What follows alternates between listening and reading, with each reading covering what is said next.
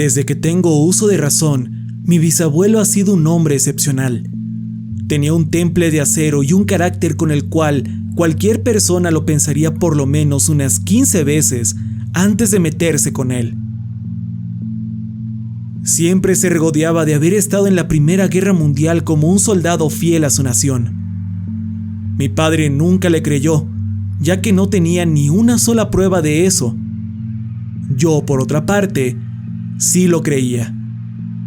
Mi bisabuelo era tan viejo que podía haber vivido en la era Cretácica, aunque todas esas dudas fueron despejadas hace poco. El viejo Joseph Escavislán se tomó la molestia de escribir una carta para sus hijos, contando lo que vivió en la Primera Guerra Mundial. Más específicamente, un suceso al cual él nombró en su carta como sangre bajo la guerra. Sé que en este foro les gustan mucho las cosas raras y extrañas, así que pensé que esta es una muy buena historia para aquellos que buscan algo... Bueno, ya me entenderán más adelante. Por cierto, la carta la encontré hace 3 días cuando fui a casa del bisabuelo a buscar algunas de sus cosas para los preparativos de su funeral. Transcribiré exactamente todo lo que está en la carta, sin omitir ningún detalle.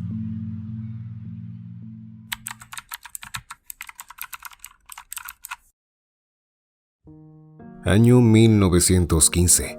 El conflicto entre Francia y Alemania estaba en su punto de ebullición. Fuimos desplegados dentro de Bélgica a varios kilómetros de nuestro objetivo. Esta misión debía llevarse a cabo de la forma menos llamativa posible. Llevábamos 3 días de viaje. Me encontraba dormido sobre un parche de hierbas en algún lugar de Europa Occidental. Estaba tomando mi descanso de 15 minutos, cuando una voz me sacó de mi merecido sueño. Soldado Joseph, no es momento para estar durmiendo. El descanso ya acabó. Era la voz de nuestro sargento gritándome a la cara. Tomé mi fusil y me levanté del suelo tan rápido como pude mientras escuchaba al sargento Schneider gritarle a los demás soldados. Estaba tan cansado que podría dormir sobre una piedra bajo los rayos del sol y aún así estar tan cómodo como un bebé en los brazos de su madre. Aún seguía con sueño y todavía nos faltaban varios kilómetros más para llegar al frente de batalla. Bélgica estaba siendo atacada por Alemania. Fuimos enviados desde Europa en secreto junto a otras tropas para mantener la línea de defensa y evitar el avance de los alemanes. Nos organizamos y retomamos el paso. Se supone que dentro de poco debíamos llegar a Chassepierre, donde nos encontraríamos con otras tropas y agruparnos para avanzar. Cabo Breiman, deme una estimación de nuestra proximidad al pueblo, dijo Schneider. Breiman sacó un viejo mapa de su mochila y lo miró por unos segundos antes de responder. Aproximadamente unos 40 kilómetros más, señor. En total éramos 6 en nuestro escuadrón. El sargento Schneider, el cabo Breiman, los soldados Kolsko, Maren, Case y yo. Ya había compartido lodo y tierra con estos muchachos. Estuvimos juntos en el campo de entrenamiento y fuimos al frente para defender la zona este de Francia, donde Case fue quien nos dirigió como jefe de escuadrón. Eso nos daba un sentido de familiaridad el uno por el otro, algo que no sentíamos por el sargento Schneider. Sin embargo, lo respetábamos mucho, no por su rango, sino porque el tipo no le tenía miedo a nada. Literalmente lo habíamos visto recibir un disparo en el pie sin parpadear después de haber perdido una apuesta. Kolsko fue quien atendió su herida y nos aseguró varias veces que ni siquiera se quejó cuando le cosió la pierna. Por último está su temperamento. Digamos que es, en palabras simples, muy especial. Mientras me volví a poner en marcha, miré el cielo por un momento. A pesar de toda esta situación de la guerra, aún seguían habiendo lugares como estos bosques y campos que seguían sin ser perturbados. A veces tenía deseos de correr de toda esta mierda, desertar y desaparecer del mapa. Pero a pesar de que en ese momento íbamos caminando atravesando el bosque verde, una pregunta hacía eco en mi mente. ¿Dónde iría? No tenía nadie fuera de los cuarteles que estuviera esperándome. Decidí justo entonces que eso era una de las cosas que tenía que resolver una vez que terminara toda esta locura. Llevábamos caminando desde el último punto de descanso lo que supuse era 1 hora y 15 minutos, organizados en una semifila. Snyder iba delante de nosotros junto a Brayman. Kolsko y Maren le seguían por detrás. Y por último estábamos Case y yo. Nos encontrábamos atravesando un bosque en el momento que vi al sargento Snyder detenerse. Hizo un ademán con su mano izquierda y apuntó al frente. Más adelante del bosque había un gran maizal. Nos agachamos y tomamos cobertura entre los árboles que rodeaban los límites del bosque. Deténganse, dijo Snyder en un tono bajo apuntando hacia adelante. Confirme zona segura, soldado Joseph. Él demandó, a lo cual asentí. Saqué los binoculares que llevaba en mi mochila y con extrema precaución barrí con la mirada el amarillento maizal de derecha a izquierda. Me detuve cuando creía haber visto algo adelante. Fijé la vista por un momento y cuando el viento cambió de dirección moviendo el maíz, pude verlo. Un uniforme enemigo entre los cultivos. Le hice señas al sargento y él miró a Maren. Maren le devolvió la mirada y con un gesto de Snyder se preparó con su fusil Behringer para disparar. Maren era un experto en el arte de disparar a distancia. Solían apodarlo el halcón francés. Era capaz de conectar un disparo a una botella a 500 metros sin problema. Él se recostó sobre la hierba apuntando hacia el maizal más adelante. Le acerqué mis binoculares y él ajustó la dirección del arma. Dio una mirada más antes de pedir silencio extremo. Contuvo la respiración y jaló el gatillo con gentileza. ¡Bang! Volví a usar los binoculares para confirmar la baja. Fue un tiro perfecto. Una bala, una baja. Casi nos pusimos de pie cuando Snyder volvió a estirar su mano. Lo supe sin que lo dijera. Inspeccioné el área nuevamente. Había más soldados entre el maizal. Parecían estar quietos esperando algo. Por suerte, todavía no nos habían visto y por algún milagro no nos habían escuchado. Todos ellos se habían mantenido mirando hacia el lado contrario a nuestra dirección. Maren hizo su magia nuevamente, repitiendo la acción tantas veces como fue necesario para acabar con los enemigos. Una vez que no pudimos ver más soldados, Brayman avanzó hacia el maizal. Él siempre se aseguraba de que el camino fuera seguro. Era como nuestro amuleto de la buena suerte. Por algo siempre confiamos tanto en él para cuidarnos las espaldas. Él inspeccionó el área desde el frente y yo desde mi lugar. Estaba despejado. Nos separamos en 2 grupos para buscar los cuerpos. Maren, Kolsko y yo. Snyder, Brayman y Case. Pasó poco tiempo antes de que encontráramos el primero. Cuando lo vimos no nos quedaron dudas. Sus uniformes eran alemanes. Kolsko, que era nuestro soldado médico, se puso sobre su rodilla izquierda mientras inspeccionaba el cuerpo. Se detuvo por un momento y luego de unos segundos volvió la mirada a nosotros con extrañeza y habló. Joseph, Maren, ¿alguno de ustedes sabe exactamente en qué posición estaba el soldado cuando lo vieron desde el bosque? Esta fue una pregunta algo fuera de lo normal, pero la respuesta era fácil. No pude ver nada más que sus uniformes en el maizal. Maren respondió lo mismo. Kolsko agachó la cabeza volviendo a ver el cuerpo. Podía ver la confusión en su cara. ¿Está muerto, verdad?, pregunté. Por mi suposición, diría que lleva 3 días muerto. Tanto Maren como yo nos sorprendimos por lo dicho. Pero antes de que alguno de nosotros fuera a decir algo para contradecir a Kolsko, Él habló. Maren, eres el mejor en tu especialidad, que es tiro a distancia, ¿verdad? Por supuesto que sí. Maren respondió. Siempre haces un tiro. Este hombre tiene un disparo en el cuello que estoy seguro que es el tuyo. Pero también tiene 6 agujeros de bala en el pecho y el estómago. Además, parece haber padecido de desnutrición. ¿Qué carajos? Esto es imposible. Estoy seguro que lo vi de pie hace un rato. Nadie podría estar de pie en esas condiciones, dije. Colscom movió las plantas de maíz que cubrían la parte baja del soldado, revelando algo que me dio arcadas. Había un gran trozo de madera incrustado en el recto del hombre, y por la tierra removida era fácil deducir que la madera estaba clavada en el suelo. El cuerpo se había movido con la fuerza del impacto del disparo. El hombre había sido empalado y puesto en ese lugar. ¿Pero por qué?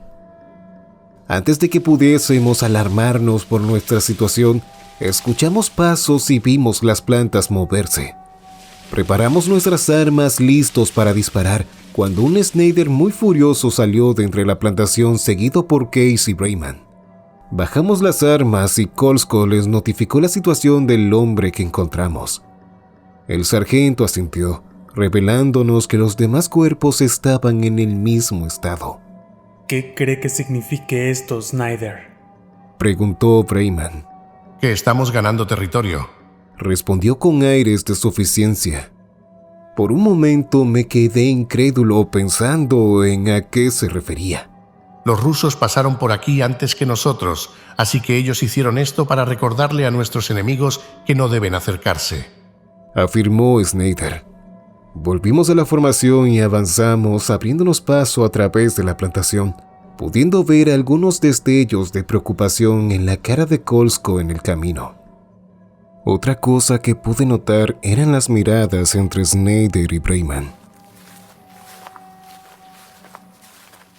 Caminamos durante un buen tramo sin encontrarnos nada. La noche comenzaba a caer. No faltaba mucho para llegar a Chesapeake. Según el último informe de Brayman, solo restaban 10 kilómetros, pero el agotamiento era suficiente como para que Snyder decidiera que deberíamos dormir esta noche y continuar en la madrugada antes de que saliese el sol. Así que preparamos un campamento improvisado con algunas lonas que llevábamos en nuestras mochilas. Case, que hasta ahora se había mantenido al margen de todo, se encargó de colocar un par de trampas con la esperanza de poder atrapar algo para comer más tarde. Hasta entonces nos habíamos estado alimentando de ratas de campo y alguna que otra ave que Maren lograba cazar.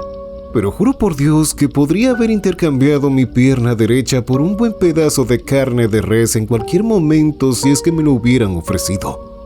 Quizás tengamos suerte y alguna liebre caiga en alguna de las trampas, mencionó Case dando una profunda calada a su cigarro. Entre nosotros, él era el más viejo y experimentado, siendo solo superado por el sargento Snyder, un tipo muy reservado y calculador. Dicen que nos dan cigarros porque no sabemos en qué momento vamos a morir y que por eso debemos disfrutar de los pequeños placeres de la vida, dijo antes de carcajearse, volviendo a inhalar el humo de su cigarro antes de volver a hablar. Mentirosos de mierda. Saben que nos envían a matarnos a tiros sin comida suficiente tan siquiera para 3 días, y eso sin hablar de su sabor a cagada de perro. Levantó el cigarro mirándonos. Yo les voy a enseñar para qué es esta porquería. Luego señaló un pequeño fuego que había hecho, al que apenas se le podía llamar hoguera, donde todos encendimos nuestros cigarros. Me costó unos segundos antes de dar mi primera y gran calada, luego de la cual me ahogué con el humo, pero en mi segundo intento entendí a qué se refería Case. Era como si el hambre voraz que sentía en mi estómago se hubiese calmado, como una bestia a la cual el humo del tabaco apaciguaba. Quien tiene el control del hambre es quien gana la guerra, aclaró. Luego de haber engañado a nuestros estómagos, nos acomodamos para dormir, algo que se nos hizo muy fácil debido al agotamiento y el cansancio por haber estado caminando todo este tiempo. Esa noche tuve el sueño más extraño de toda mi vida. Y no era un sueño con cosas fuera de este mundo o fantasmas. Era extraño porque soñé que era feliz. Soñé que tenía una familia, una esposa y 2 hijos. Hasta ese momento, mis sueños solo eran sobre la guerra, mi muerte o algo parecido. Pero esa fue la primera vez que soñé con ser feliz.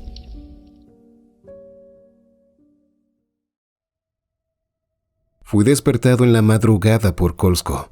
Él me sacudía de un lado al otro hasta que abrí los ojos desorientado por el movimiento. Espantado y nervioso, solo atiné a preguntar: ¿qué carajos está pasando? Había algo en su cara, en su expresión. Quizás era miedo. Dejó de sacudirme antes de preguntar: ¿Viste hacia dónde se fue Snyder? Creo que mi cara de desconcierto fue suficiente para responder a esa pregunta, ya que Kolsko se apartó de mí inmediatamente y se dirigió a Brayman. Miré alrededor, notando que aún seguía estando demasiado oscuro. El sol apenas comenzaba a iluminar el día. Por otro lado, Case merodeaba alrededor del campamento, mirando lo que solo podía deducir eran sus trampas. Parecía estar muy molesto. Maren se encontraba recogiendo todo. Terminé de ponerme de pie dirigiéndome a Brayman para preguntar qué había pasado, a lo que este solo respondió con una oración. El sargento Snyder se fue. Luego de eso, nos ordenó alistarnos y seguir la ruta establecida a Chassepierre. De camino al pueblo, tuve la oportunidad de hablar con Case, rompiendo un poco la formación para acercarme a él y preguntarle qué había pasado. Con sus palabras me respondió lo siguiente: alguien rompió todas mis trampas y robó mi última caja de cigarros. A lo que yo solo pude preguntar: ¿Snyder robó tus cigarros y rompió tus trampas? Case giró sus ojos hacia mí y dijo muy despacio: no creo que esto haya sido obra de Snyder. Luego dirigió la mirada al piso antes de continuar. Algo extraño sucedió esta madrugada. Por un momento me quedé atrapado en mis pensamientos. Yo también sentía que algo extraño había sucedido, algo de lo que no nos dimos cuenta. Antes de que pudiera continuar la conversación con Case, Maren me interrumpió. Joseph, usa los binoculares, creo que ya se puede ver el pueblo. A lo que asentí sin protestar. Cuando dirigí la vista hacia el frente, pude ver el hermoso pueblo de Chassepierre a lo lejos. Había mucha gente, casa y, lo más importante, seguramente había comida. Unos minutos más y podremos comprar algo de comida. Seguramente el sargento Snyder se adelantó al lugar y ya nos está esperando con los demás grupos, dijo Brayman ahora más calmado. Dirigí la mirada a Kolsko, quien había estado más callado de lo normal. Seguía con esa expresión de preocupación. Pensé en hablar con él más tarde. En ese momento solo podía pensar en una cosa claramente: comer. Cuando entramos al pueblo nos llevamos una gran sorpresa. Había grandes hogueras donde se estaban cocinando cerdos y corderos. Varios lugareños se acercaron a nosotros y nos recibieron amablemente, y antes de que cualquiera de nosotros pudiera decirles el por qué estábamos ahí, nos explicaron que estaban celebrando los primeros 100 años desde que la ciudad de Chassepierre fue fundada.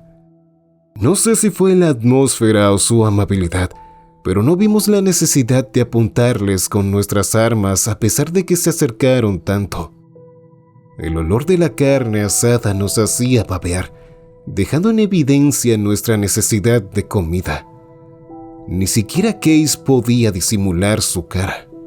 3 pueblerinos se acercaron a nosotros preguntándonos si queríamos comer. Nuestra respuesta obviamente fue un sí. Lo siguiente que supimos es que estábamos sentados en una mesa en el centro del pueblo, tomando cerveza fresca y comiendo pan.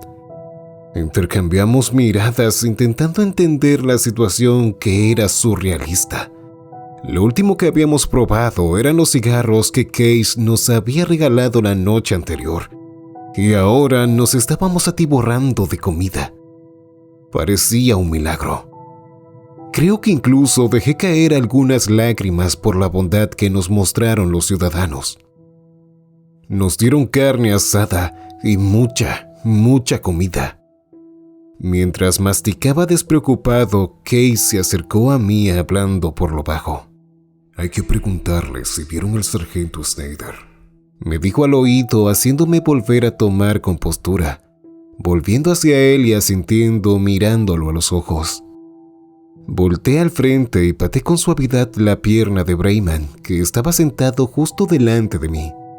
Una vez que levantó la mirada hacia nosotros, Case le mencionó lo mismo que a mí. Brayman resopló un poco antes de dejar la comida y levantarse de su asiento. Lo vi alejarse de la mesa y segundos después hombres y mujeres del lugar se nos unieron. Tomaban y hablaban con nosotros como si fuéramos amigos de toda la vida. Maren, que era un tipo bastante elegante, estaba rodeado de mujeres. El sinvergüenza se veía bastante feliz. Kolsko hablaba y alardeaba sobre ser un gran médico de renombre en su ciudad natal. Case se había mantenido al margen sin entrar en conversación con los ciudadanos. Oh, bueno, eso fue hasta que un viejo se acercó a él con una especie de cigarro de color marrón madera. La curiosidad pudo más que el pobre Case y no pudo aguantar la tentación a tal objeto extraño que le recordaba tanto a su fiel amigo el cigarrillo. Por mi parte, entablé una charla agradable con una chica que se sentó a mi lado. Por algún motivo no pude resistirme a hablarle. Era muy bonita, con cabello pelirrojo y ojos color esmeralda. Ella me preguntó sobre mi vida como soldado y aproveché la oportunidad para contarle algunas anécdotas. La conversación fluyó bastante bien, hasta que hice una pregunta. Oye, ¿de casualidad no han venido otros soldados a este lugar? La sonrisa que llevaba la hermosa dama se borró por un momento, y durante un segundo que pareció una hora, estuvo totalmente inmóvil. Fue como si la hubiesen apagado por un breve instante, y nuevamente volvió en sí, como si nada hubiese pasado. No respondió mi pregunta, solo continuó hablando como si nada. Entonces, por un breve lapso de tiempo, sentí como si hubiera despertado de un sueño.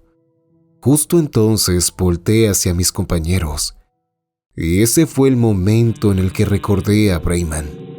Se había ido por información hacía ya un buen rato. Comencé a sentir que la cabeza me daba vueltas cuando mis ojos se posaron sobre la mesa. Cuando parpadeaban, las cosas cambiaban.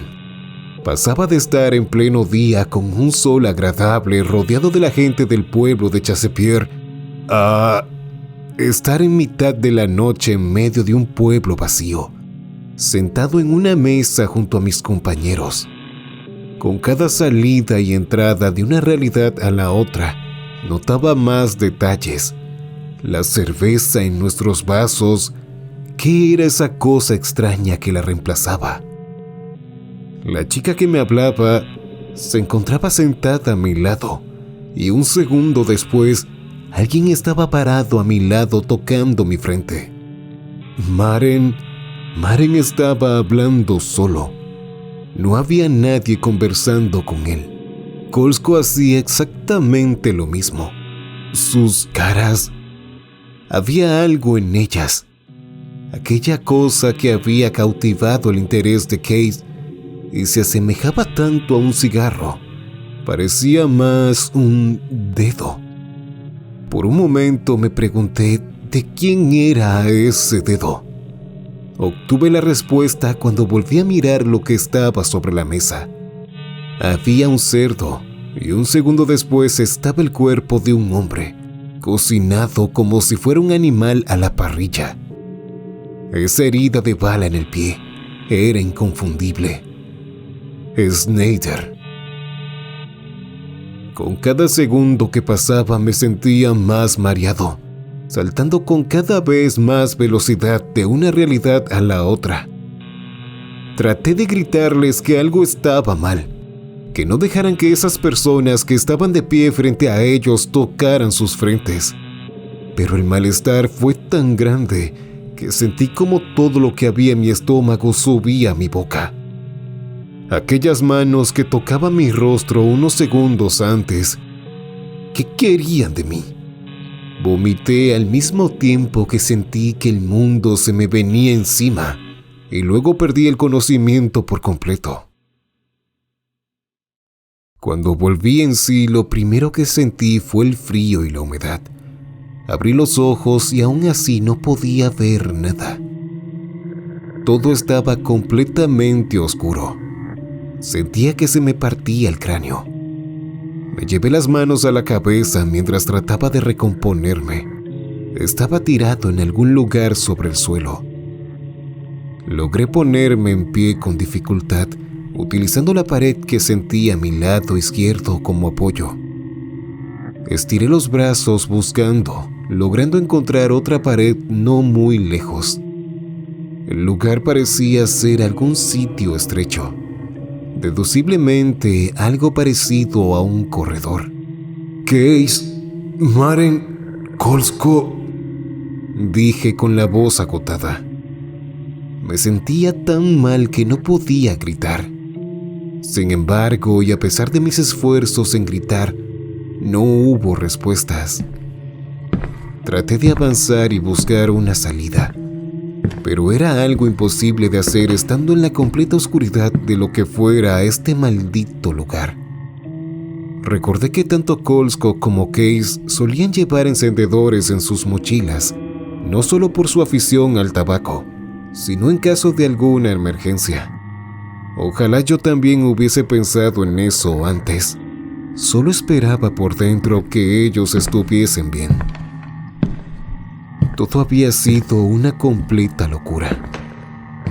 No entendía cómo habíamos pasado de estar comiendo y compartiendo un bonito momento a estar en este lugar, sea lo que fuese.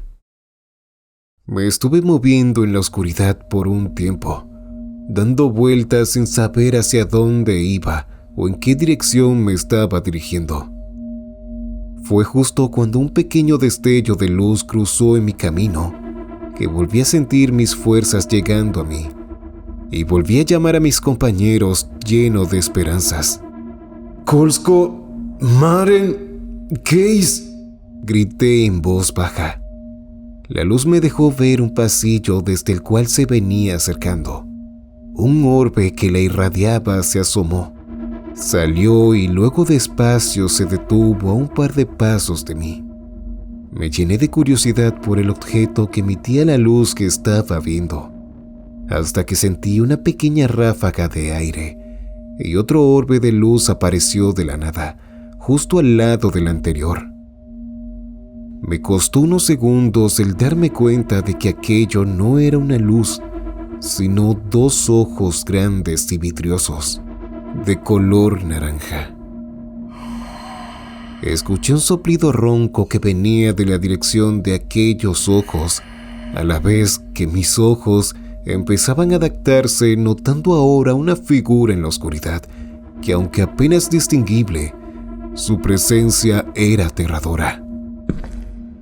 Extendí mi mano contra la pared para utilizarla como guía mientras retrocedía. No desvié la mirada de aquellos orbes en ningún momento. Desgraciadamente, mi mano se deslizó cuando la pared terminó, lo que me hizo perder el equilibrio y caer a un lado. Tan rápido como sentí que mi trasero tocaba el suelo, me levanté y corrí en la misma dirección en la que me había caído. Por un momento creí haber escuchado el grito de alguien desde la dirección de la cual había venido, al mismo tiempo que daba rápidas miradas detrás como si fuera a ver algo más allá de la nada. Me detuve solo cuando sentí que ya no podía seguir corriendo, sintiendo mi pecho subir y bajar en cortas sucesiones, haciéndome inclinarme para tomar grandes pero rápidas bocanadas de aire. Fue entonces cuando pensé que iba a morir. Sentí que una mano me tomaba de la espalda y tiraba de mi uniforme hacia atrás. Pude ver una pequeña llama que venía de un encendedor. Detrás de ella, bajo la luz, pude ver el rostro de Case, quien con un gesto de su dedo índice me indicaba que mantuviese la boca cerrada. Él me tomó del brazo y me guió hacia lo que luego conocí como la habitación de los muertos. Case abrió una puerta y entramos a este extraño espacio cerrado, e inmediatamente sentí el aire pesado y caliente, al mismo tiempo que la puerta fue cerrada tras nosotros. «Parece que estás entero», dijo. «Sí. ¿Dónde están los demás?», respondí.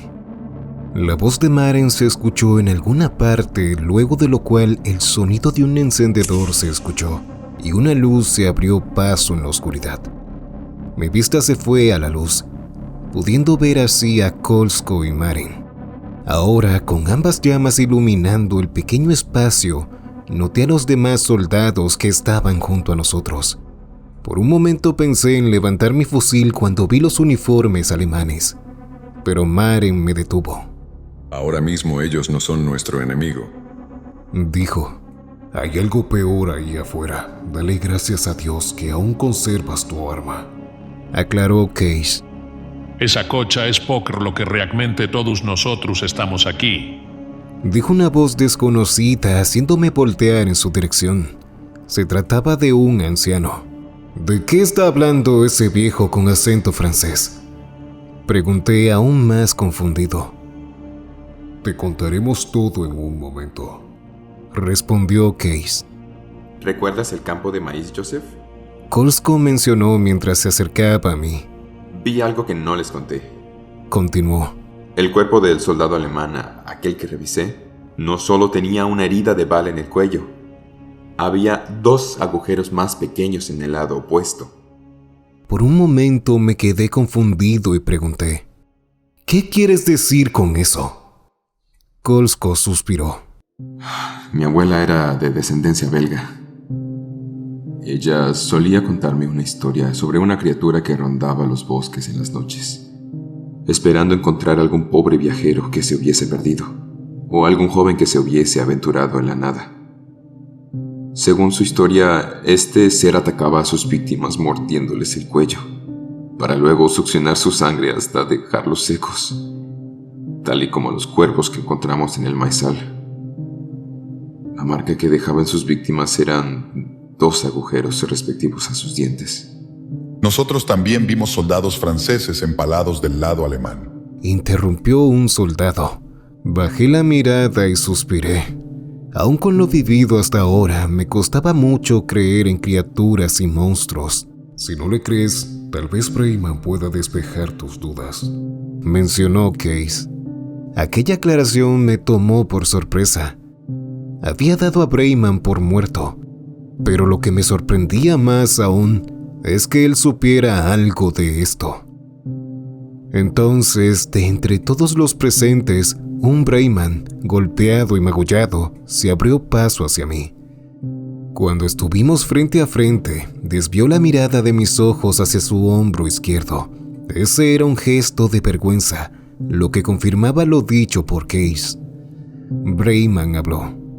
El sargento Snyder y yo teníamos órdenes de capturar y, en el peor de los casos, terminar con la criatura encargada de la desaparición de los 150 soldados enviados en las cruzadas, de los cuales, por cierto, solo uno volvió a Francia y murió de una anemia crónica una semana más tarde. Creíamos que eran puras estupideces, que como mucho llegaríamos a Chassepierre y no encontraríamos nada. El cabo Breyman bajó la mirada avergonzado. Aunque estaba furioso, descargar mi ira con él no solucionaría nada. ¿Y ya pensaron en una forma de salir de lo que sea este lugar?, pregunté. laberinto, dijo alguien con acento alemán. Sí. Respondió Case. Kolsko, que se encontraba revisando los pies del anciano, se detuvo y habló. En este lugar no hemos encontrado más puertas que la de esta habitación. Tampoco hemos visto aunque sea una sola ventana. No sabemos dónde está la salida, pero hay algo seguro. El aire debe venir de algún lugar que conecte con el exterior. Ese es el lugar por el cual podremos salir. Esas últimas palabras me hicieron recordar algo. Un poco antes de encontrarme con Case, pude sentir una ráfaga de aire. Dije. Case me miró con los ojos bien abiertos y me preguntó si estaba seguro de eso, a lo cual asentí firmemente. Varios soldados alemanes se acercaron a mí, siendo detenidos por el anciano francés. Kolsko y los demás hombres de mi unidad me rodearon en un instante. Tranquilos. Solo queremos saber si recuerdan el camino, dijo uno de los soldados. Case se volteó hacia mí. Su mirada lo decía todo. Él se hacía la misma pregunta que ellos. Asentí nuevamente. Sin mencionar una palabra más, Case le pasó su encendedor a Maren y empezó a sacar todos los cargadores que llevaba en su mochila, distribuyéndolos entre todos los presentes. Luego procedió a tirar la mochila a un rincón. Todos los demás equipajes fueron desechados de igual forma. Antes de que lo supiera, estaban formados, preparados para salir, dejándome a mí al frente. No podemos esperar más tiempo, Joseph. No sabemos cuánto tiempo tenemos hasta que esa cosa nos encuentre, dijo Kolsko titubeando.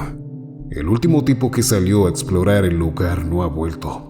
Pero prefiero morir peleando junto a ustedes que morir cagándome los pantalones esperando lo inminente, mencionó Case. En un marcado acento alemán escuché las palabras Winthing Fursida, lo que significaba te cubriremos. Con apenas las pequeñas luces de los encendedores de Case y Kolsko se prepararon para iluminar el camino. La puerta de aquella pequeña habitación fue abierta y al mismo tiempo que se abrió, los encendedores se apagaron. Debíamos habernos quedado completamente a ciegas. Sin embargo, pudimos ver dos orbes anaranjados a un par de metros al frente. Estaba seguro de lo que era. Era aquella cosa, la misma que había visto cuando desperté.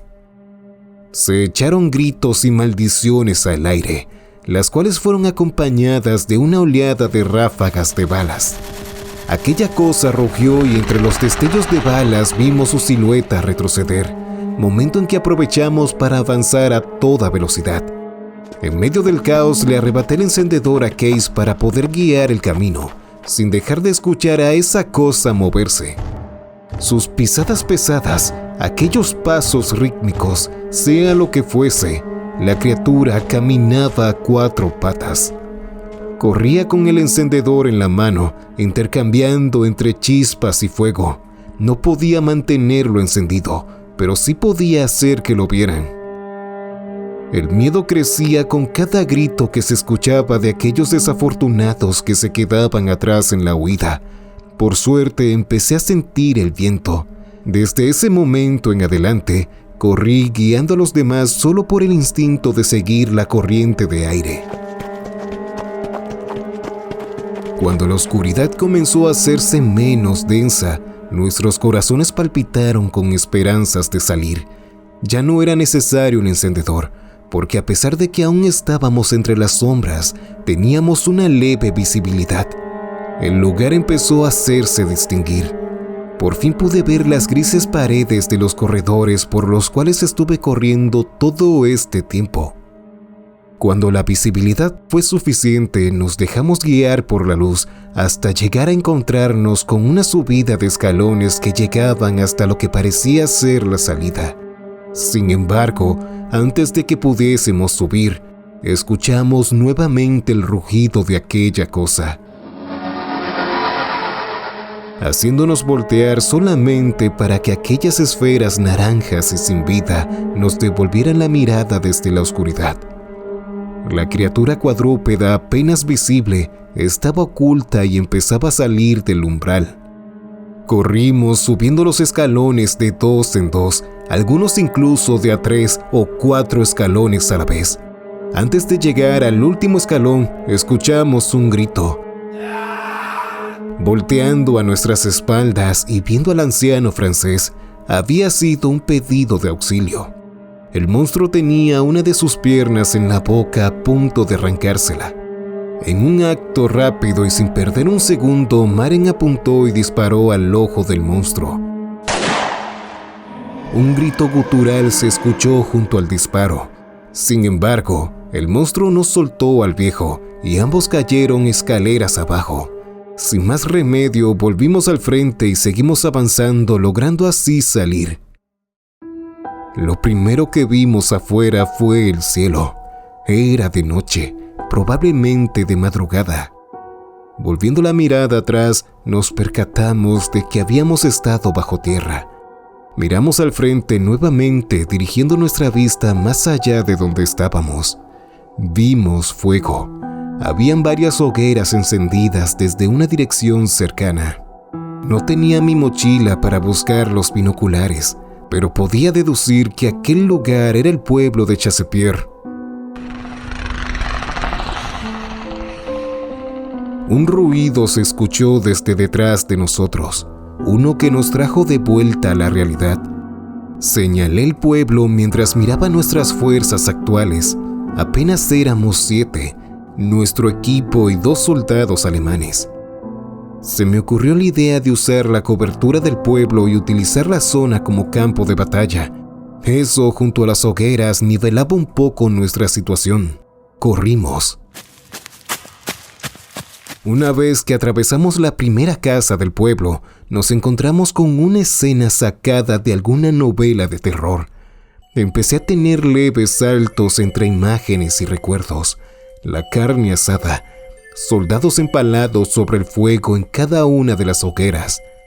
Sentí que el estómago se me revolvía al volver a ver aquella mesa en el centro del pueblo. Nos detuvimos mucho antes de que los pueblerinos pudieran lograr vernos, a pesar de que aquella cosa seguramente estaba cerca. Pero no podíamos solo avanzar ante tal escena.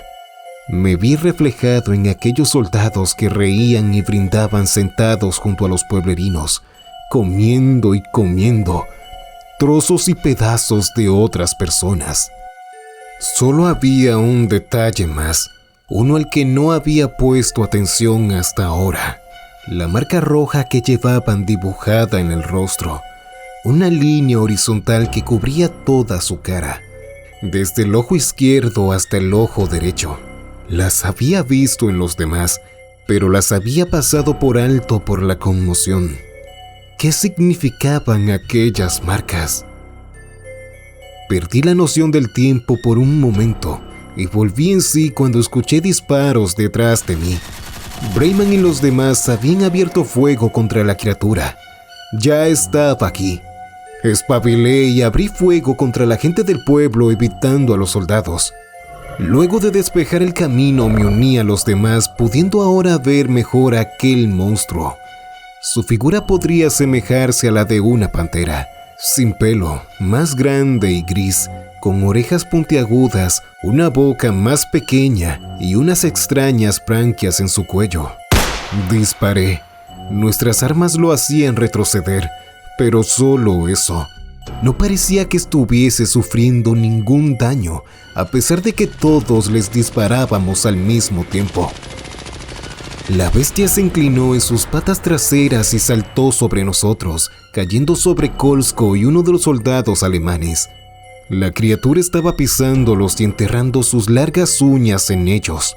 Podía escuchar sus gritos mientras trataban de detener a esa cosa, lo que fue en vano. Nos vimos obligados a retroceder a la vez que manteníamos el fuego. Case estaba hecho una fiera.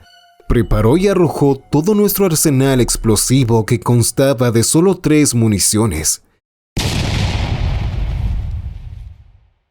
Una gran explosión apareció y el campo de batalla se llenó de polvo que volaba por todos lados. y por un segundo creí que se había acabado. Eso fue antes de que Case me empujara hacia atrás, justo antes de que esa cosa saltara para atacar con sus garras desde la nube de polvo que apenas se estaba disipando. Volé hacia atrás y caí al suelo de espalda, golpeándome fuertemente en la nuca, lo cual hizo que la vista se me nublara. Me perdí en un limbo mientras la cabeza me daba vueltas y las imágenes se arremolinaban a mi alrededor. Cuando logré recomponerme, vi la cabeza de Case al lado de mis pies y al momento siguiente escuché a alguien gritarme: ¡Joseph, corre! Sentí la bilis subir a mi boca y vomité. Los oídos me zumbaban y la cabeza me daba vueltas. Levanté la mirada solo para ver a un par de metros a Brayman, quien sostenía su fusil como si fuese una lanza, tratando de clavarlo en el cuerpo de aquella cosa, solo para que luego ésta le acertara un golpe fatal con sus garras, cortándolo en dos. El último de los soldados alemanes soltó su arma y salió corriendo hacia el bosque. Instantáneamente la criatura puso su atención en él y lo siguió. Ese fue mi momento para huir. Corrí en dirección contraria viendo todo. Mis compañeros estaban muertos. Todos estaban muertos. Fuimos enviados a una misión suicida sin el conocimiento de esta. Los pies me dolían tanto que corría de manera torpe al tenerlos entumecidos, hasta que se dieron ante el dolor y caí de bruces en la tierra. Me volteé sin encontrar las fuerzas para levantarme de nuevo. Todo el cuerpo me dolía. Solo me quedaba ver la escena de Chesapeake. El fuego que me rodeaba, las casas ardiendo, los pedazos de quienes una vez consideré mis aliados y otros quienes al principio eran mis enemigos, pero las circunstancias nos volvieron aliados. ¿Qué sentido tenía toda esta pelea? ¿Qué sentido tenía apuntarnos unos a otros atentando contra los demás cuando en el mundo existen cosas como ese monstruo? Vi como de entre el fuego una figura imponente y aterradora se abría paso hacia mí. El monstruo. Este era mi fin. Comencé a llorar sintiéndome impotente. A pesar de todo el terror que sentía, también estaba enojado. ¿Por qué tenía que haber tenido aquel sueño en el que era feliz si iba a morir sin tan siquiera haberlo logrado? El monstruo se detuvo frente a mí. Yo me quedé de rodillas frente a él. Podía sentir su aliento mientras su boca se acercaba. El olor era comparable a meter la cabeza en una bolsa de carne descompuesta, y junto a este, el tan reconocido olor de la sangre. Mis manos se sentían frías al tocar el suelo mientras me daba por vencido.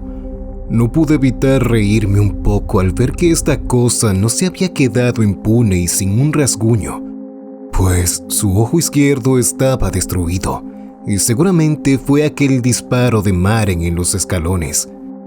Al ver su herida, por un momento nuevamente sentí la necesidad de luchar, aunque sea una última vez. Mis dedos contra el suelo notaron la forma de un arma. El frío que sentía bajo mi mano derecha no era la tierra, sino un fusil. Lo tomé y lo coloqué debajo del mentón de la criatura. Ya podía sentir sus dientes tocando mi cuello cuando jalé el gatillo. Nada. No tenía balas. Debía suponerlo.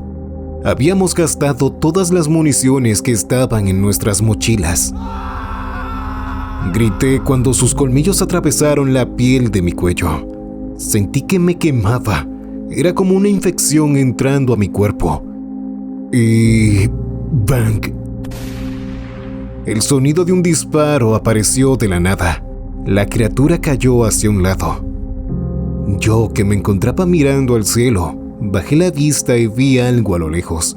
Sobre un árbol estaba la única persona que podría hacer un disparo perfecto a larga distancia con un fusil: Maren. Volteé a ver a la criatura. Parecía estar muerta. Fue un disparo perfecto que entró desde la parte trasera de su cráneo y atravesó su ojo derecho. Como pude, me puse de pie y caminé hacia el árbol donde yacía Maren sin un brazo y desangrado. Había hecho ese disparo con sus últimas fuerzas. «Gracias, amigo», dije. El sol estaba sobre mi cabeza, permitiéndome contemplar Chassepierre por un momento. Nadie había quedado en pie. El lugar solo era un tiradero de carne y cuerpos. Me acerqué al río. Cuando me incliné y me posé sobre el agua para tomarla, vi mi reflejo. También llevaba una marca en el rostro, aunque la mía era diferente a la de los demás. Una línea vertical. Eso fue lo último que hice como soldado. No volví a Francia. En cambio, deserté y huí en un barco pesquero a los Estados Unidos en cuanto pude. No me siento avergonzado por mi decisión. Entendí que no vine al mundo a luchar por los ideales de otros. Vine a pelear por los míos. Me casé con una bella mujer. Tuve 2 hijos hermosos y ellos me dieron la felicidad que siempre busqué. Escribo esta carta con la esperanza de poder contarles mi historia cuando ellos sean mayores.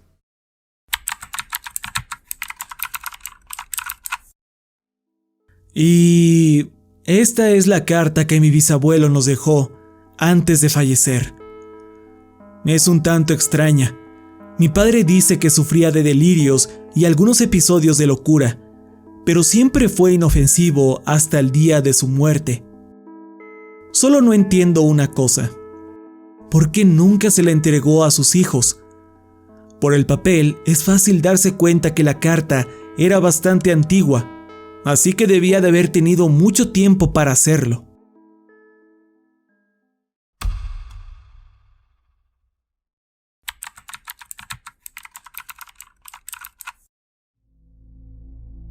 Vaya, realmente no pensé que actualizaría este post, pero me llevé una gran sorpresa.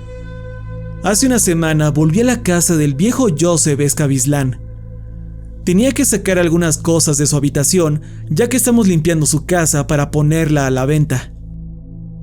Encontré una pequeña caja de madera que contenía muchas notas que el viejo Joseph mantenía muy bien ocultas en su habitación.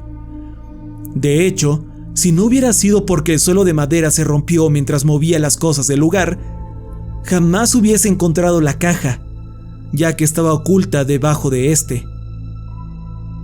Después de haber leído la primera nota, empecé a tener mucha más curiosidad por su pasado, y ya que muchos querían saber un poco más sobre su historia, decidí compartirles aquellas notas.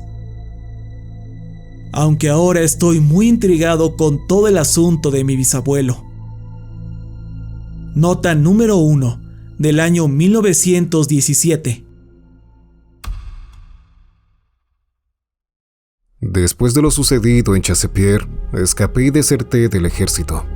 No fue difícil, literalmente me dieron por muerto. Además, fui el único sobreviviente en aquel incidente. Hay cosas que todavía no logro entender y que se encuentran confusas en mi mente. Es decir, fue una locura, eso lo sé. Nadie creería lo que tuvimos que pasar. Pero hay muchas cosas que solo yo viví. Como aquel sueño que tuve ese día al acampar. Soñé con muerte, mucha más de lo que cualquiera podría imaginarse. También está aquel detalle en la alucinación colectiva que tuvimos en Chassepierre. Recuerdo algunos fragmentos de la conversación con esa mujer. Aquellas palabras: si lo aceptas, vivirás. ¿Aceptar? Todavía no entiendo a qué se refería con eso. Pero aún más confusos fueron aquellos momentos que viví en el laberinto a ciegas. Nunca sentí ninguna corriente de aire. Sin embargo, parecía que sabía hacia dónde iba en todo momento. También está mi primer encuentro con el monstruo en ese lugar. Fue confuso. Aquella cosa podría haberme atacado en ese instante. Sin embargo, no lo hizo. En cambio, atacó al otro hombre que estaba en el camino cuando huía de él a ciegas. Recuerdo que Case y los demás se alegraron al verme. pero todos me habían dado por muerto. Habían pasado 5 días en ese lugar y yo apenas me enteraba de la situación. Ellos despertaron en esa habitación, pero yo había despertado en uno de los corredores del laberinto. Y aún así, contra todo pronóstico, seguía con vida y sin un solo rasguño. Sobra decir que les mentí en aquella habitación. Supongo que estaban tan desesperados por salir de ahí que se resignaron a creerme. Recuerdo haber soplado los encendedores cuando la puerta de la habitación se abrió, lo que nos dejó a ciegas. No arrebaté el encendedor de la mano de Case para guiarlos. Lo hice por egoísmo. Quería escapar, aun si ellos se quedaban atrás. No hubo viento ni luz hasta que estuvimos frente a las escaleras. Fue una voz en mi cabeza lo que me decía en qué dirección correr. Yo pateé al viejo francés en las escaleras. Creí que el monstruo me atraparía y en ese momento era él o yo, así que lo hice. Cuando estuvimos afuera, dejé a los demás atrás y corrí al pueblo. La gente de Chassepierre actuó de manera extraña cuando me vio. Se inclinaron ante mí mientras gritaban palabras extrañas al unísono. Uno de ellos se acercó con una copa que contenía un líquido rojo dentro. Por algún motivo posé mis labios en aquel extraño cáliz. El sabor me pareció asqueroso, así que tiré el resto. Me asusté cuando los vi acercarse a mí. Entonces abrí fuego. La pelea contra aquella cosa llegó hasta mí en algún momento. Pero por alguna razón me sentía seguro, como si supiera que esa cosa no me atacaría en ningún instante. Todo el tiempo estuve a una distancia segura de sus ataques. Ninguno de sus golpes me alcanzaría, así que el sacrificio de Case fue en vano. Al amanecer, y luego de que casi todos estuvieran muertos, dejé que el monstruo me mordiera en el cuello. Maren solo lo interrumpió, lo que despertó en mí una ira inmensa sin ningún motivo. Así que terminé con la vida del pobre Maren. Recuerdo ir hacia el árbol y tomarlo por el cuello con fuerza mientras él me miraba con los ojos muy abiertos, sin entender por qué lo estaba ahorcando. No quería hacer esas cosas. Realmente no quería, pero algo me animaba a hacerlo. Y no se sentía mal.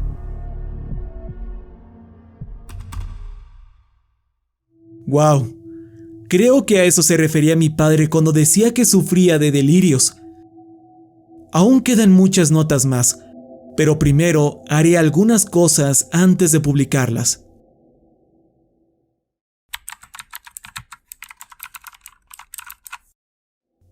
Bueno, antes de comenzar esta actualización, busqué algo de información sobre mis bisabuelos, ya que no llegué a conocer muy bien al viejo. Comprendan, yo era muy pequeño cuando aún vivía con nosotros, y los últimos años los pasó en solitario. Él solo confiaba en mi padre y en sus cuidadoras. Prácticamente me negó la entrada a su casa cuando cumplí los 15 años. Sin más, aquí les va la actualización. Nota número 2 del año 1920. Me encontré con una mujer hermosa en Pensilvania hace 2 años mientras iba de camino a mi trabajo como cartero. Pelirroja de ojos verdes. Fue amor a primera vista. Aunque debo decir que se parecía mucho a... No, eso es imposible. Nos casamos hace 1 año y tuvimos un hijo. Le llamamos Roy y es un bebé muy saludable. En estos momentos estamos esperando al segundo. Amelia está muy entusiasmada. Yo estoy feliz. Sin embargo, no puedo dejar de tener un mal presentimiento. No sé qué me pasa. A veces creo oír sonidos. Tal vez estoy entrando en un estado de demencia. No lo sé. No lo sé.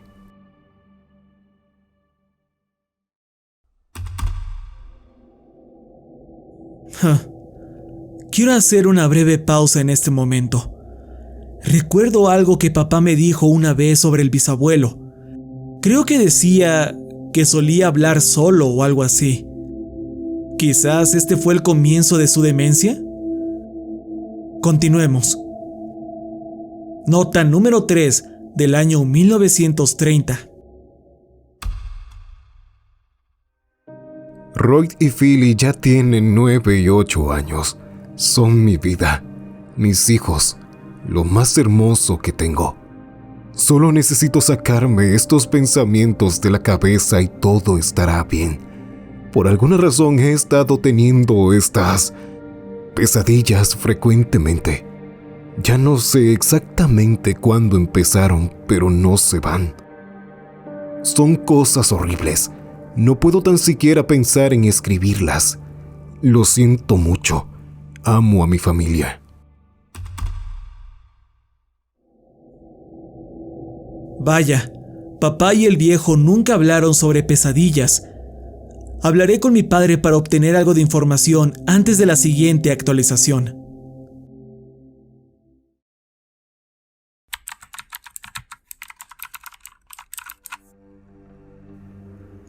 No le he contado sobre las notas a papá, así que he tratado de ser muy sutil en cuanto a las preguntas que le hago. Parece ser que tampoco se mencionó nada sobre pesadillas, pero mi padre me contó algo que me dejó un poco de mal cuerpo. Según él, en sus propias palabras, el viejo solía quedarse totalmente en blanco.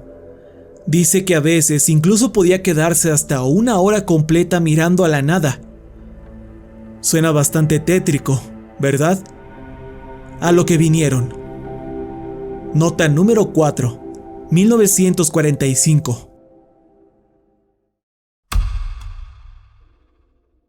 Llevé a Amelia a un paseo en el bosque la semana pasada. Parece ser que el Bosque Nacional de Allegheny es todo lo que dicen. Estaba muy contenta.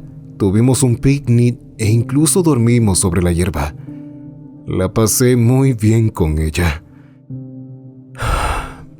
Las pesadillas se han calmado. He encontrado la forma correcta para sobrellevar las cosas, para calmar aquella voz. Lo siento mucho. Amo a mis hijos.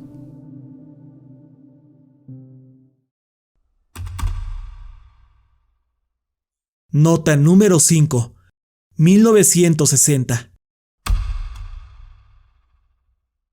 Por fin soy abuelo. Estoy muy feliz por mis hijos. No puedo creerlo. Desearía que Amelia estuviese aquí. Sé que ella los amaría. Sin embargo, todavía no superan la desaparición de su madre. Yo no puedo evitar sentir este vacío. La extraño cada día que pasa. Y la voz poco a poco está volviendo. Antes de seguir, creo que sería bueno investigar un poco sobre la desaparición de mi bisabuela, Amelia. Si el internet no arroja nada, tengo un amigo que quizás pueda ser de ayuda. En cuanto tenga información, volveré a actualizar.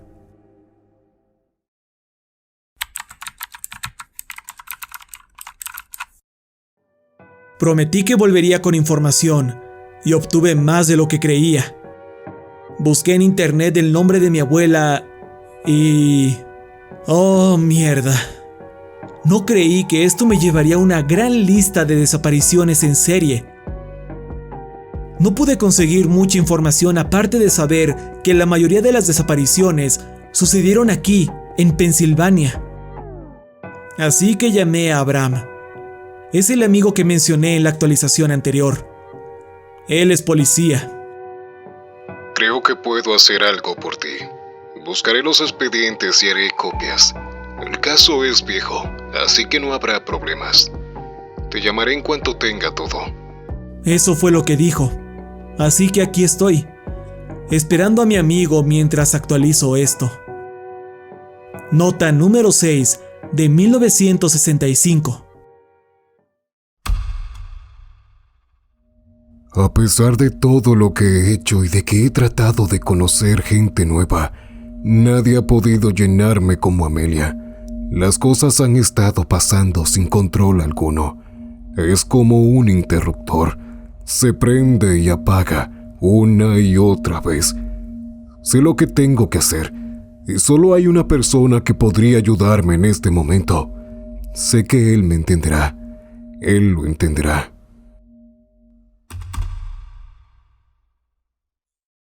Definitivamente mi abuelo estaba sufriendo de algún daño cerebral. No puedo entender la mitad de estas notas. Nota número 7 de 1980. He postergado por mucho tiempo las cosas. Me estoy haciendo viejo. Sin embargo, lo único que siento es el vacío. Es como una guerra. Sí, una guerra en mi interior. Y ahora, en estos momentos tan difíciles, recuerdo las palabras exactas de Case. Quien controla el hambre, controla la guerra. Y yo estoy perdiendo. Sin embargo, creo que ha valido la pena esperar tanto tiempo. Me he dado cuenta de que los necesito más de lo que había pensado. Han pasado muchas cosas en estos últimos años. Hace 10 años que perdimos a mi nieta Eloise. Tanto ella como su esposo desaparecieron de un momento a otro. La policía cree que su desaparición está conectada con antiguos casos que señalan a un secuestrador. Esto, junto a la desaparición de Philip 5 años antes, fue el precursor para que mis otros 4 nietos se fueran a otros estados del país. Roy, su esposa y su hijo Carl se quedaron en Pensilvania, ya que me rehusaba a irme a pesar de todos los casos.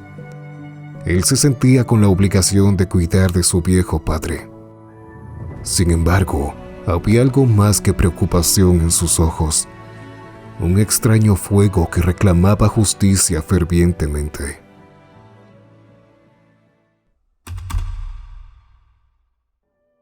Acabo de recibir un mensaje de Abraham. Ya tiene las copias de los archivos del caso. Volveré a actualizar pronto.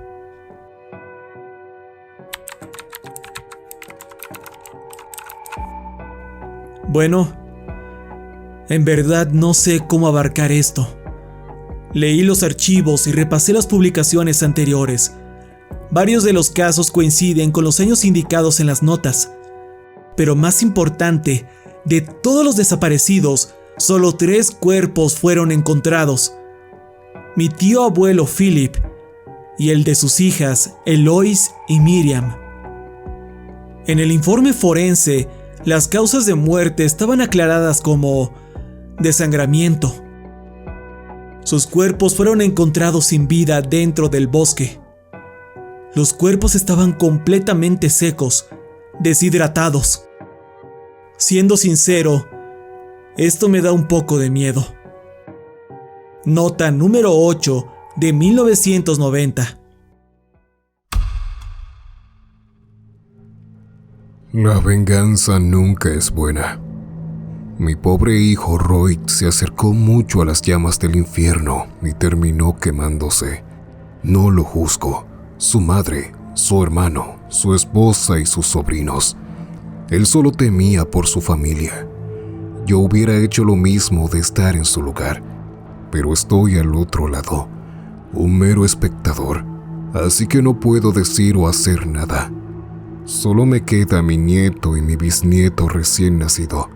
Todavía es muy pronto, tendré que esperar un par de años más.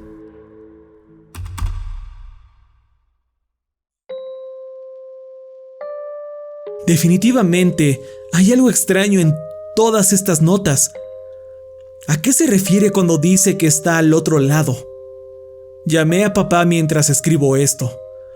Dijo que el abuelo Roy desapareció un año después de que yo naciera.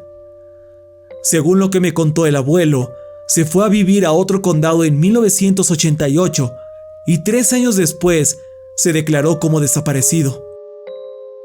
En los informes policiales que Abraham me entregó, se habla de varias llamadas realizadas por Roy Escabislán entre las fechas de junio, julio y septiembre de 1987 a la estación de policía de Pensilvania, las cuales fueron grabadas. Voy a tener que hablar con Abraham nuevamente. Necesito entender esto. Volveré tan pronto como tenga algo.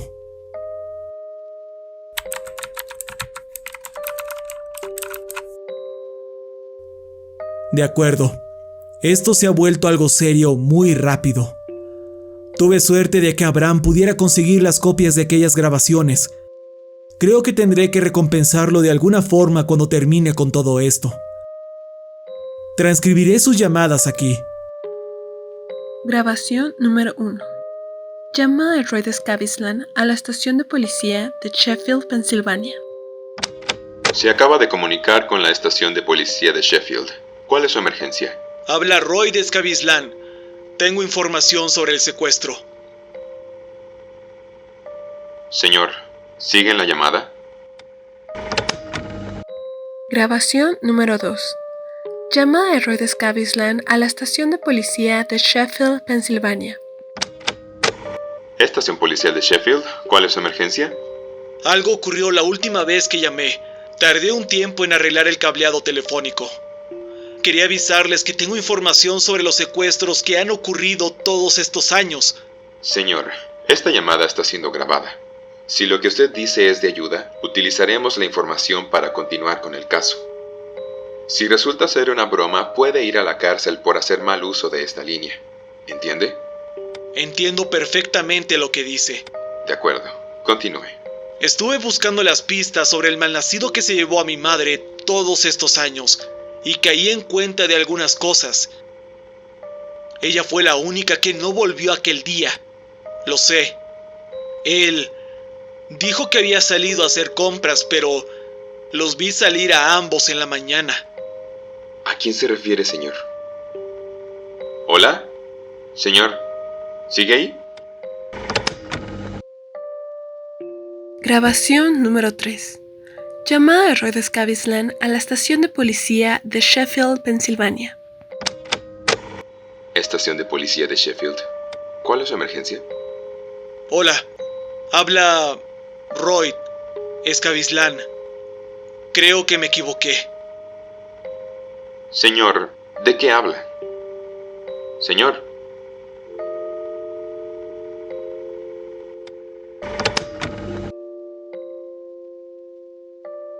No sé ustedes, pero todo esto me suena muy extraño. Redactaré la última nota antes de sacar conclusiones. Nota número 9 del 2005.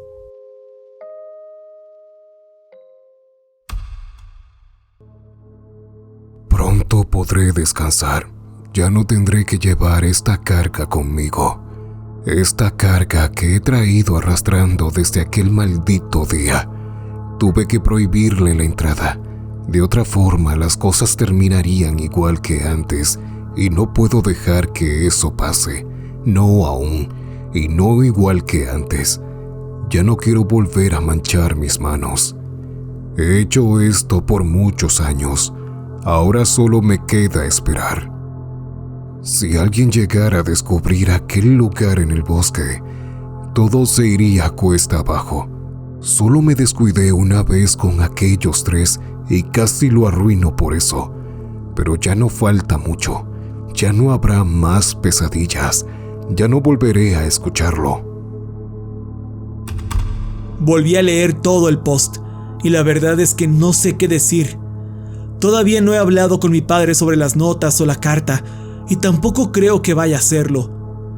Hablaré con Abraham y le mostraré las notas para que trate de ayudarme a armar este rompecabezas.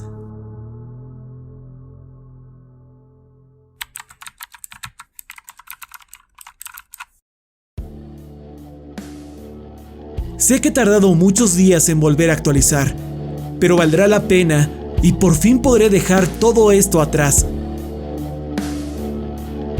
Al día siguiente de mi última actualización, hablé con Abraham. Le mostré todo el post. Él me pidió una semana para poder leerlo todo y determinar algo. Y vaya que esto va a explotar. Me reuní con Abraham hace unos días en mi casa. Marcus, me tomé mi tiempo para hacer esto. No quise equivocarme en ningún aspecto y fui muy meticuloso en todo. Dijo rascándose la nuca. Si quitamos la parte de la carta de Joseph a sus hijos, todo indica que él estuvo muy relacionado con el caso de los secuestros. Desde el primero en 1945, Amelia Green, hasta el último en 1991, Roy Scavisland.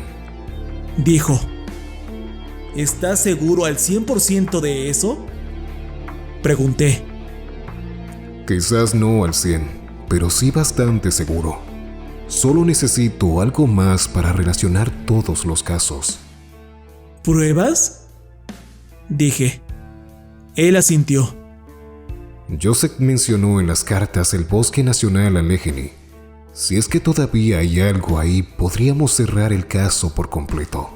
Ese sería un gran cierre para mi padre, dije. Sé que no debería y es poco profesional, pero ya que esto tiene que ver mucho con tu familia, ¿qué te parece si me acompañas a investigar? Abraham preguntó. Respondí con entusiasmo, sí. A la mañana siguiente fuimos en el auto de Abraham al Bosque Nacional Allegheny. Pasamos la mayor parte del día dando vueltas buscando algo, aunque no sabíamos qué exactamente. ¡Veo algo!, dije cuando encontré una pequeña compuerta cerca de un gran árbol debajo de una pequeña pila de hojas. Abraham se acercó, levantamos la tapa y con cuidado nos adentramos al lugar. Era algo así como un túnel subterráneo que, después de haber caminado un poco, nos dirigió a una cueva. Desgraciadamente no pudimos encontrar nada. Abraham se terminó dando por vencido con el caso y yo... Bueno, estoy aquí, ¿no es así? A fin de cuentas, el viejo Joseph Scavisland ya está descansando en su tumba. Fuera él o no, ya no es posible encerrarlo o juzgarlo. Creo que este post ha llegado a su final. Pido disculpas por el cierre tan abrupto, pero es lo que hay.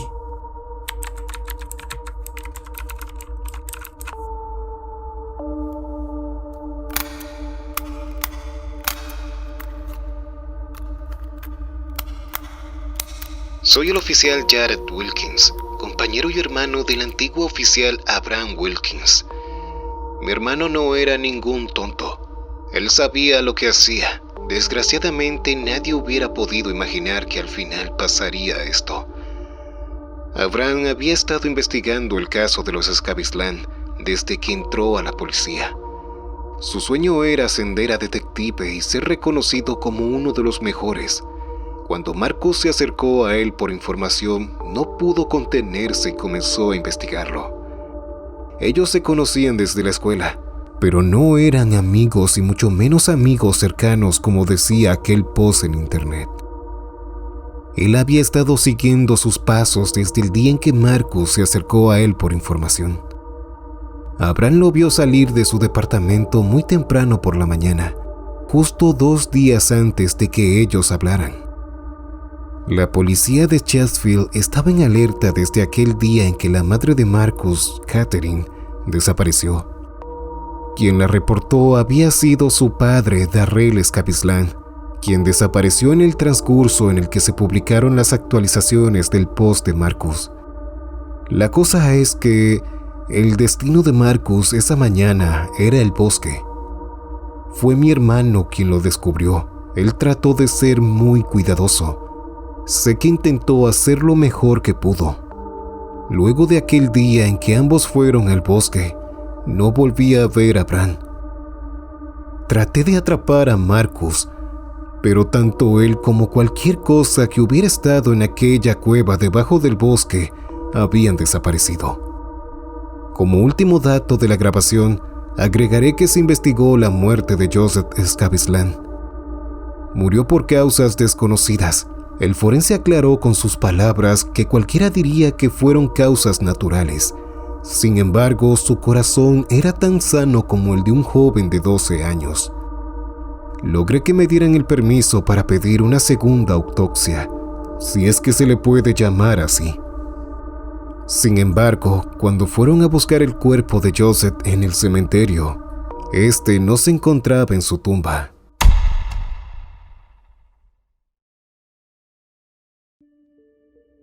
Hola mi gente bella. Esta historia es una remasterización de la historia Sangre bajo la guerra. Antes que nada, quiero darle las gracias a Pride por haberme ayudado con esta historia. Hace mucho que está en el repertorio, tiene más o menos un año, así que espero que les haya gustado. Quiero saber cuál es su opinión sobre la historia, qué conclusiones o qué teorías tengan ahí en la cabecita, así que escriban en la caja de comentarios. Una cosita más. He cambiado el formato para presentar a los miembros del canal, debido a que era algo muy engorroso tener 5 minutos o más de saludos. Espero que sepan que no es por nada malo, simplemente que nunca pensé que iba a tener tantos miembros en el canal. Y siéndole sincero, tener 10 minutos de saludos es bastante fuerte. Así que el formato será mostrándolos al final del video junto con algunas palabras mías. Espero entiendan el por qué he cambiado el formato. Mi gente, espero que este año todos comiencen muy bien y que les vaya súper bien. Los quiero mucho. Se despide el caballero negro que porta la máscara de humo.